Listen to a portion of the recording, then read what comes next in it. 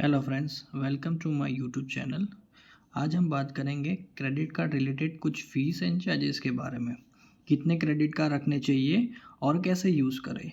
तो चलिए ये सब चीज़ें समझते हैं। अगर आपके पास ऑलरेडी क्रेडिट कार्ड है, अगर आपको ये नहीं पता है तो आपको ये चार्जेस जानने चाहिए जिससे आप एक प्रॉपरली यूज़ कर सके कार्ड को। अगर आपके पास क्रेडिट कार्ड नहीं है और आप लेने का प्लान कर रहे हैं तो भी आपको ये सब चीज़ें जान लेनी चाहिए जिससे आप लेने से पहले आपके फ्यूचर यूज़ के हिसाब से आप कार्ड को परचेज़ कर सकें। तो चलिए शुरू करते हैं और समझते हैं। क्रेडिट कार्ड का जो पहला चार्ज है उसे एनुअल मेंटेनेंस चार्ज बोलते हैं, एएमसी चार्ज बोलते हैं, जो 250 से रुपये से लेके 10,000 तक की कार्ड की फ़ीस हो सकती है एनुअली।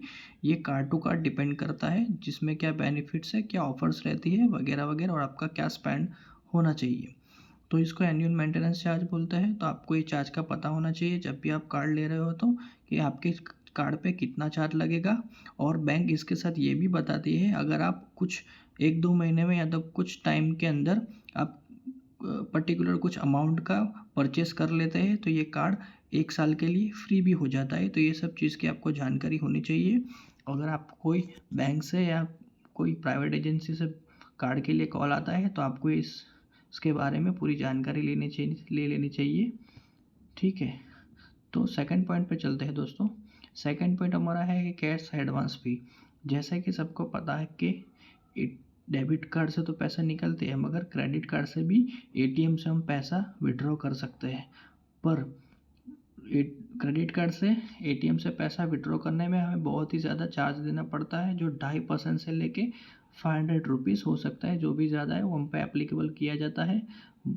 मतलब आप जब भी एटीएम के थ्रू, क्रेडिट कार्ड के थ्रू पैसा लेते हैं तो आप पे इमीडिएटली चार्ज लगा दिया जाता है। इसलिए आपको ध्यान रखना चाहिए, बने तब तक आप अपना डेबिट कार्ड ही यूज़ करें, क्रेडिट कार्ड से एटीएम से पैसा ना निकालें अनटिल अनलेस वो इतना अर्जेंसी नहीं है तो, वरना आपको खामखा ज़्यादा चार्ज देना पड़ेगा। थर्ड पॉइंट है ओवर लिमिट फ़ीस। अगर आपकी क्रेडिट कार्ड की लिमिट 50,000 रुपये है और आप 50,000 रुपये से ज़्यादा स्पेंड कर देते हैं तो आपको उस पर ओवर लिमिट फ़ीस लग जाती है, जो bank to bank, card to card vary करती है, जो मिनिमम 500 से 1,000 रुपये हो सकती है। तो आपको ओवर लिमिट से भी बचने के लिए आपको कार्ड को एक प्रॉपर मैनर में, प्रॉपर लिमिट में यूज़ करना चाहिए।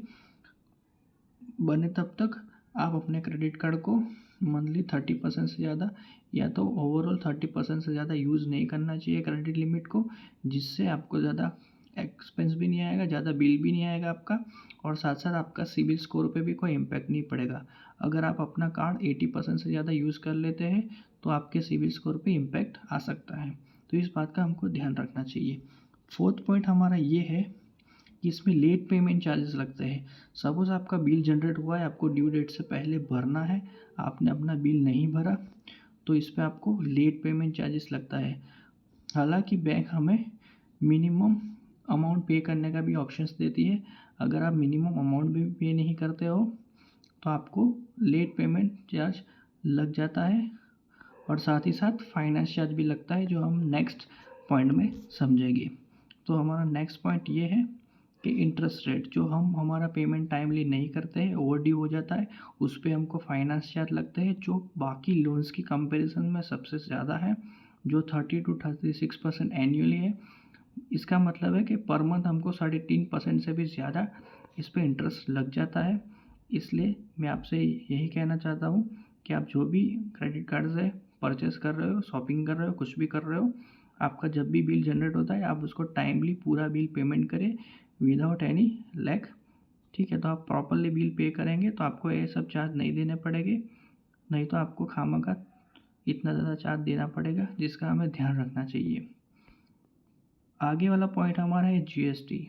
आप जितना भी मंथली परचेस करते हो, जब भी आपका बिल जनरेट होता है तो आप गवर्नमेंट के कुछ टैक्सेस रहते हैं 18% से, तो वो टैक्सेस भी आपको पे करने पड़ते हैं, जिसमें जीएसटी एप्लीकेबल ऑलरेडी लागू होके आता है।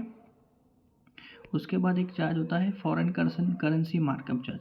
जब भी आप कोई फॉरेन की करेंसी, फॉरेन में ट्रांजेक्शन करते हैं थ्रू योर कार्ड, तब उसमें फॉरेन करेंसी मार्कअप फीस लग जाता है, जो 1 to 2% होती है।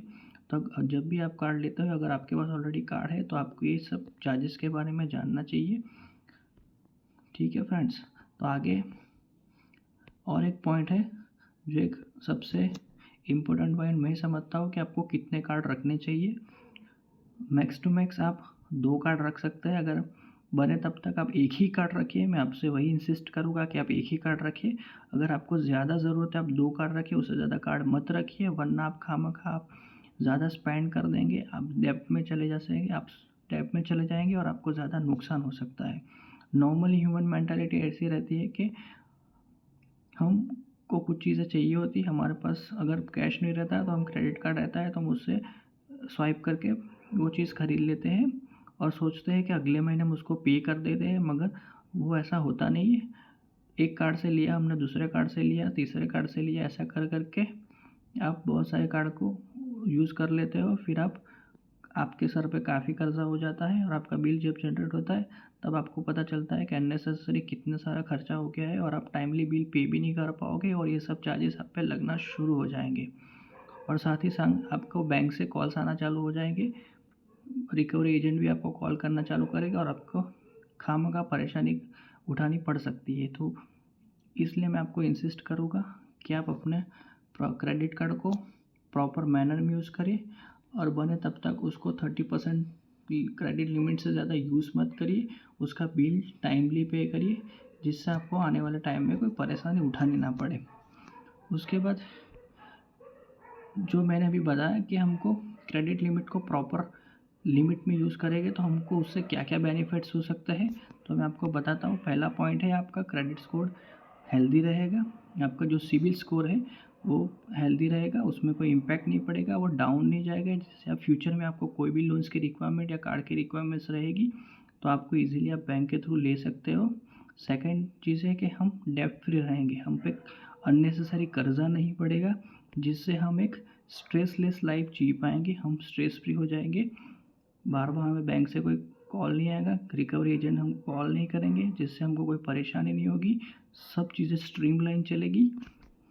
और साथ साथ में हम ये भी कह सकते हैं कि हम हमारी फाइनेंशियल स्टेबिलिटी को मेंटेन करने के लिए एक डिसिप्लिन वे में काम कर रहे हैं कि क्रेडिट कार्ड का हम प्रॉपर यूज़ कर रहे हैं, जिससे हमारी एक फाइनेंशियल स्टेबिलिटी भी बनी रहती है। तो ये सब चीज़ें फ्रेंड्स हमें ध्यान रखनी चाहिए। जब भी आप क्रेडिट कार्ड यूज़ करते हो उसको एक लिमिट में यूज़ करिए और ये सब फीस स्ट्रक्चर आपको पता होना चाहिए बिफोर एंड आफ्टर। अगर आपके पास क्रेडिट कार्ड है, अगर लेना चाहते हो तो ये सब चीज़ों को पहले समझ ले और उसके बाद आप यूज़ करिए। तो फ्रेंड्स आई होप कि आपको ये मेरा वीडियो अच्छा लगा। अगर आपको मेरा ये वीडियो अच्छा लगा है तो प्लीज़ लाइक करिए, शेयर करिए और सब्सक्राइब करिए। थैंक यू वेरी मच दोस्तों, मिलते हैं अगले वीडियो में।